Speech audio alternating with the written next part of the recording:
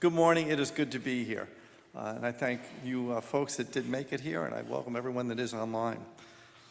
So, when I was a kid, a long time back, baseball was the thing. But I really wasn't very good at baseball. And for me, school wasn't so great either. I went to Catholic school, and I was a marginal student at best, and I'm being generous here, who found it basically restrictive and boring. And I did my best not to go whenever I could. Then I discovered music. And music made sense to me like nothing else did. You know, I started with drums, and I like to hit things and bang things, and drove my mother crazy a lot of times. But I started with drums, and then piano, and then bass guitar, and finally guitar. I formed my first band when I was 12, and by 14, we were playing local dances and beach clubs, and there were tons of beach clubs where I was, and a lot of work. So being in a band was like being on a team, and I enjoyed the camaraderie. I loved playing, and it was sometimes all I could think about and all I ever wanted to do. Music brought a joy like I'd not experienced, and in my earlier years as I got better, and our bands got better, that joy continued. But then something happened.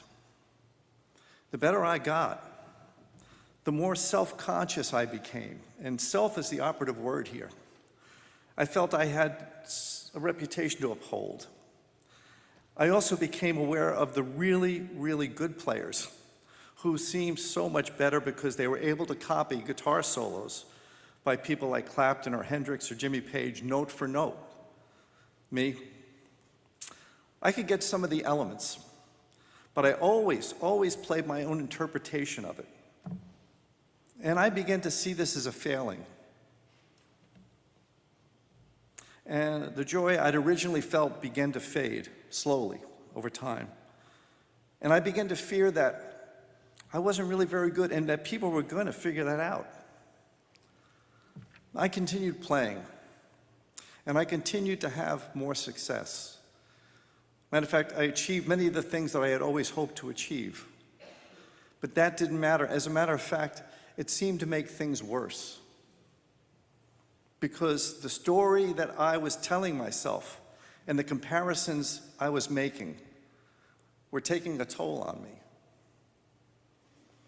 By the age of 32, after making music for like 20 years, but at 32, that's more than half your life, I packed my guitar up and I walked away from it all. And I did not touch that instrument for several years. And during those years, I stayed busy. I found a job and I eventually found a career, and I was well compensated. The job was not something I'd ever imagined myself doing. But it didn't feed my soul, but it paid the bills. And in many ways, I actually started to feel like, you know, I'd arrived. I had all the things that I assumed were part of the American dream. Yet even with all of that, I felt that something was missing. And that sense I had was not unlike the sense I had in my later years of music, of not being good enough. Fortunately for me, things in my life suddenly fell apart. And that life that I had carefully assembled crashed and burned. And the reason I say fortunately is because today I have the perspective that I could not have had then. Today I know that this series of events, this crashing and burning of my life, woke me up. Because I'd been sleepwalking through my life, going through the motions, doing what I thought I was supposed to do, even being who I thought I was supposed to be, even if it didn't fit so well. And the thing is, I hadn't seen this. I had not seen this, at least not until I finally did see it, all thanks to the pain at that time. And I've heard similar comments and stories from some of the patients I served as they talked about their life, their terminal diagnosis, or some other crisis opening their eyes or changing them in some profound way that wouldn't have happened without that. There's a saying, when everything is breaking down, something else is breaking through. Joseph Campbell, as you guys know, I like to quote Joseph Campbell a lot. He said, "You must give up the life you planned in order to live the life you were meant to live." So I stand here before you this morning, telling you this story because that time happened. Because of that time, I met a man who would become a mentor and a friend and teach me a new way of living and a new way of being in this world, a way that I use as a guide every day. Because of that time, I met the person who would eventually become my wife and partner in everything. Because of that time, music returned to my life. Because of that time, I was led to hospice, went back to school, and spent over 23 years doing that sacred and special work. And to my absolute surprise, because I had not planned it, I didn't plan any of that, to tell you the truth, music became an essential part of the hospice work too. So today happens to be my birthday. So I give a shout out to Liam, who is, I think 4 is what I would say, yeah, so we share a birthday. So these days, on my birthday, I always reflect on the remarkable fact that I'm here at all, for many reasons, trust me. And I will include you all in this remarkable fact because the fact that any of us are here is really, really, truly remarkable. Allow yourself to take a moment and just think about all that had to happen in just the exact sequence in order for you to be you sitting here in this moment. Forget about all the earlier stuff like the Big Bang and hydrogen becoming helium. Just go back a few thousand years and consider this. If just one of your ancestors had not met, then you would not be here. And take it a little further. If they'd not come together, no pun intended, at the exact day and time they did, there'd be no you. And this fact applies to every one of these ancestors going back as far as you can imagine. So suffice it to say that you are a unique occurrence, 13.8 billion years in the making. Give or take a few million. And that is why you are here in the world in this moment. Because there is something in you that is unique and is a needed part to a greater story. The greater story of us. You know, being the best at something may be wonderful, but I can't help but wonder how many people have been stopped because of this. How many people have given up or walked away from something because they had compared themselves to someone else and come up short? There's a saying, the best is the enemy of the good. And Teddy Roosevelt said, comparison is the killer of joy. I wish I had known that back then. But the truth is, I had to experience what I did in order to learn it. Lessons seem to stick better that way for me. Sometimes pain is a really good teacher. Not that I care for it, I don't. There's a Jewish story about the great Rabbi Zusha, who, upon dying and finding himself before God, begins to apologize for having not been more like Moses. So God listens patiently, and when Zusha finishes, God says, Zusha, I didn't need another Moses. Why couldn't you have been more like Zusha? I wanted Zusha.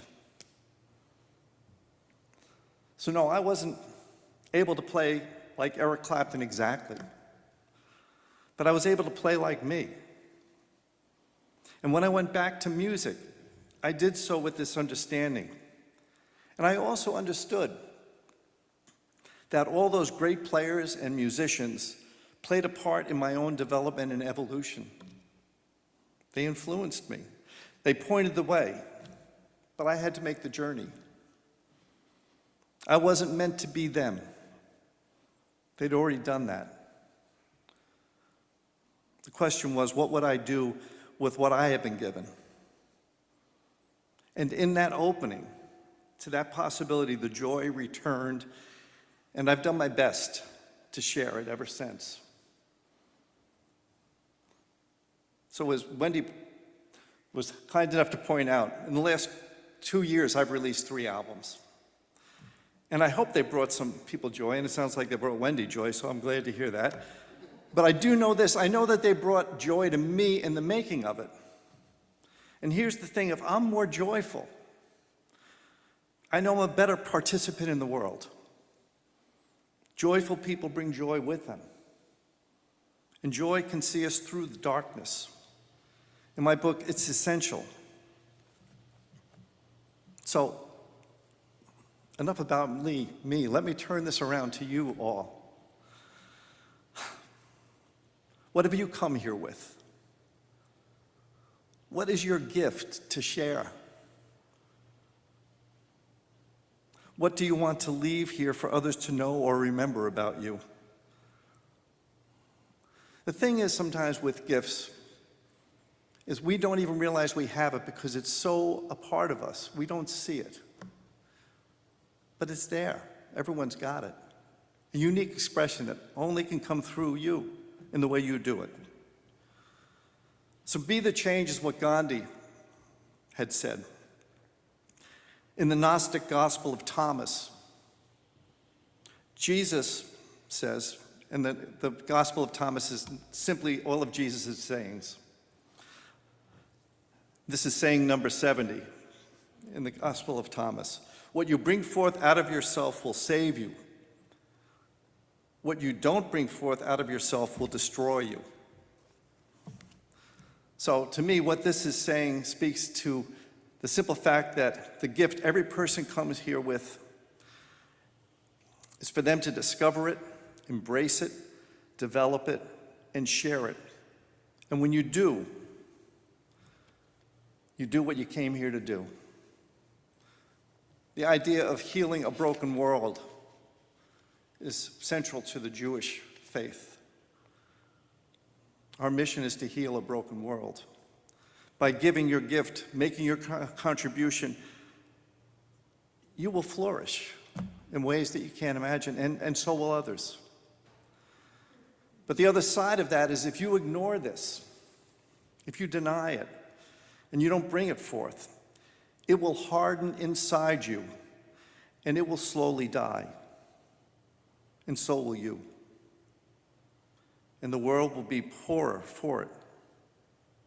Some years ago, Wayne Dyer said, "You don't want to get to the end of your life with your music still in you. Sing your song now. Sing your song." That gift of yours is part of what's being called for right now. Otherwise, you wouldn't be here. The truth will set you free. And as so many have said, it will piss you off too. Trust me. So, to quote Howard Thurman again, don't ask what the world needs. Ask what makes you come alive and go do it. Because what the world needs is people who have come alive. There is something in every one of you that waits and listens for the sound of the genuine self. To thine own self be true, and it must follow as the night the day. Thou canst not be then false to any man or woman. Let me suggest that the self referred to here is your true self, the capital S letter self. This is something so much more than the small s, ego-driven self, and all the stories that ego-driven self will tell you. You are more than those stories, much more. And the world is waiting for the true you and the gift you bring. So, what will you share?